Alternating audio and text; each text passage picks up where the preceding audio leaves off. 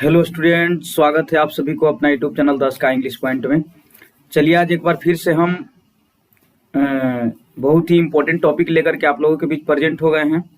आज का भी जो टॉपिक है ये आज से जो है हम प्रत्येक जो आपका लेखक है प्रोज सेक्शन का उस सब के बारे में वीडियो बना करके अपलोड कर दूंगा। इसको आप लोग देख लीजिएगा। और दो चीज का मैं वीडियो बना चुका हूँ, एक प्रोज सेक्शन के 2018 से लेकर के 2022 तक का जो क्वेश्चन है उसको बना दिया हूँ।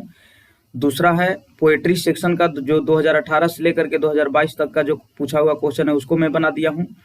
और ये जो है आपको चैप्टर वाइज जो है पोएट के बारे में और लेखक के बारे में, है ना, पोएट के बारे में और राइटर के बारे में हम वीडियो अपलोड कर देंगे। इसको आप लोग देख लीजिएगा, एग्जाम में बहुत ही इंपॉर्टेंट साबित होगा ये आप लोगों के लिए।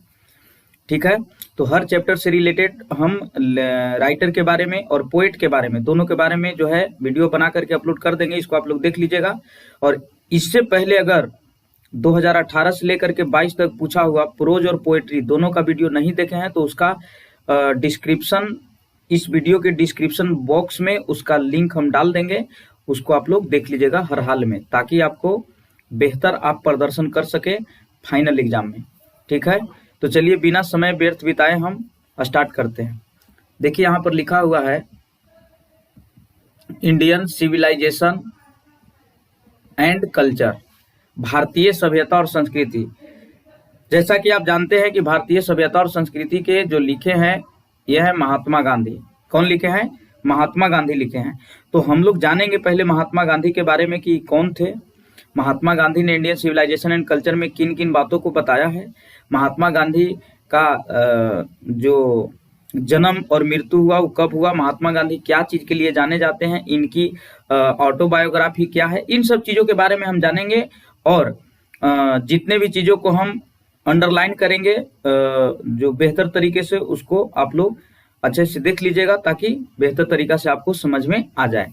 चलिए स्टार्ट करते हैं। देखिए यहाँ पर लिखा हुआ है मोहनदास करमचंद गांधी। देखिए महात्मा गांधी का पूरा नाम मोहनदास करमचंद गांधी था। महात्मा गांधी का पूरा नाम क्या था? मोहनदास करमचंद गांधी। याद रखिएगा, ये हो सकता है कि यहाँ से ऑब्जेक्टिव बन सके क्वेश्चन कि महात्मा गांधी का पूरा नाम क्या था। तो महात्मा गांधी का पूरा नाम मोहनदास करमचंद गांधी था।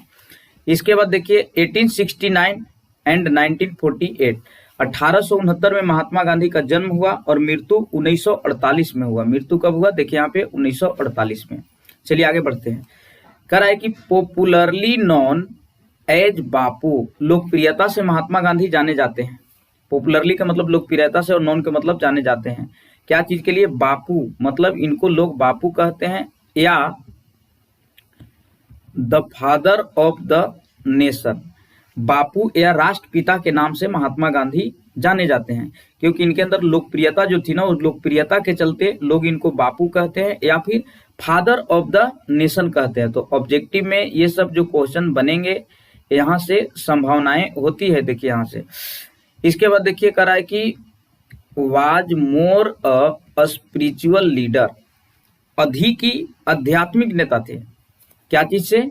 तो देन अ पॉलिटिशियन। ध्यान से समझिए, ये नेता से ज्यादा, राजनेता से ज्यादा ये आध्यात्मिक नेता थे। आध्यात्मिक नेता का मतलब ये समझिए कि मतलब गलत हो रहे कामों को जो है बर्दाश्त नहीं करते थे। और ऐसा नहीं था कि सिर्फ वोट के लिए जो है मतलब यहाँ वहां दौड़ते थे, नहीं, ये लोगों के जन कल्याण के लिए काम करते थे। इसलिए इनको स्पिरिचुअल लीडर कहा गया। ये स्पिरिचुअल लीडर्स थे पॉलिटिशियन से ज्यादा। पॉलिटिशियन से ज्यादा मतलब पॉलिटिशियन भी थे, लेकिन पॉलिटिशियन से ज्यादा ही स्पिरिचुअल लीडर थे, मतलब आध्यात्मिक नेता थे।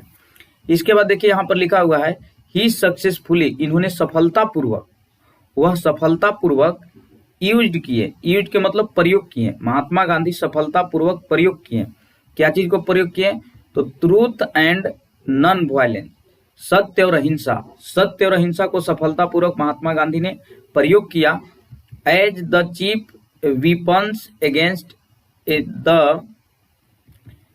The British rule. याद रखिएगा, महात्मा गांधी अंग्रेजों के खिलाफ, अंग्रेजी जो शासन था उनके खिलाफ, है ना, मुख्य हथियार के रूप में। देखिए यहाँ पर लिखा हुआ है चीफ वीपन्स के मतलब होता है मुख्य हथियार। महात्मा गांधी ट्रूथ और नॉन वायलेंस को, सत्य और अहिंसा को मुख्य हथियार के रूप में यूज किए ब्रिटिश रूल के खिलाफ, है ना, इन इंडिया, भारत में, and helped India gain independence, और इन्होंने भारत को मदद किया आजादी दिलाने में। कौन? महात्मा गांधी। इसके बाद देखिए आगे कह रहा है कि फ्रॉम 1915 टिल 1948, सन 1915 से 1948 ईस्वी तक, ही कंप्लीटली डोमिनेटेड, ये पूरी तरह डोमिनेटेड किए। डोमिनेटेड के मतलब सक्रिय रहे। महात्मा गांधी 1915 से 1948 यानी मृत्यु तक, 1915 से 1948 ईस्वी तक महात्मा गांधी सक्रिय रहे थे। क्या चीज के रूप में? तो इंडियन पॉलिटिक्स, भारतीय राजनेता के रूप में सक्रिय रहे। इसके बाद देखिए यहाँ पर लिखा हुआ है कि he died at the hands of a phonetic on 30 जनवरी 1948। कह रहा है कि महात्मा गांधी जो है 1915 से 1948 ईस्वी तक सक्रिय रहे। क्या चीज में? इंडियन पॉलिटिक्स में, भारतीय राजनीति में। लेकिन ही डाइड, वो मर गए, at the hands of a fanatic, लेकिन ये मारे गए। क्या चीज? किसके हाथों से? तो at the hands of fanatic के मतलब होता है कट्टरपंथी। एक कट्टरपंथी के हाथों इनको मार दिया गया। कट्टरपंथी कौन था भाई? तो नाथूराम गोडसे, उसके द्वारा इनको मार दिया गया। कब? ऑन 30 जनवरी, 30 जनवरी, है ना, 1948 को, 30 जनवरी 1948 को महात्मा गांधी को हत्या कर दिया गया एक कट्टरपंथी व्यक्ति के द्वारा। इसके बाद देखिए हिज ऑटोबायोग्राफी, इनका एक ऑटोबायोग्राफी है। ऑटोबायोग्राफी के मतलब पहले समझिए, जो व्यक्ति अपने जीवन के बारे में कोई चीज लिखता है तो हम कह सकते हैं कि वो लिखा हुआ चीज उस व्यक्ति का ऑटोबायोग्राफी है ना। उस ऑटोबायोग्राफी का नाम था माई एक्सपेरिमेंट विथ ट्रूथ। उस ऑब्जेक्टिव में पूछ सकता है क्वेश्चन कि what is the autobiography of Mahatma Gandhi. Mahatma Gandhi का ऑटोबायोग्राफी क्या था? तो याद रखना है माई एक्सपेरिमेंट विथ ट्रूथ। इसके बाद देखिए and the numbers article that he wrote for young India, और भी कई आर्टिकल्स लिखे हैं, और भी कई चीजें लिखे हैं यंग इंडिया के ऊपर। यंग इंडिया मतलब युवा भारत के ऊपर और भी कई चीजों को लिखे हैं और बताए हैं। एंड द स्पीचेज, और इनकी भाषणें भी हैं, कुछ स्पीच भी हैं, दैट ही डिलीवर्ड, और कुछ इनकी भाषण भी जो है जिसे इन्होंने दिया था ऑन डिफरेंट ओकेजन, भिन्न भिन्न अवसरों पर महात्मा गांधी स्पीच भी दिए हैं, है ना।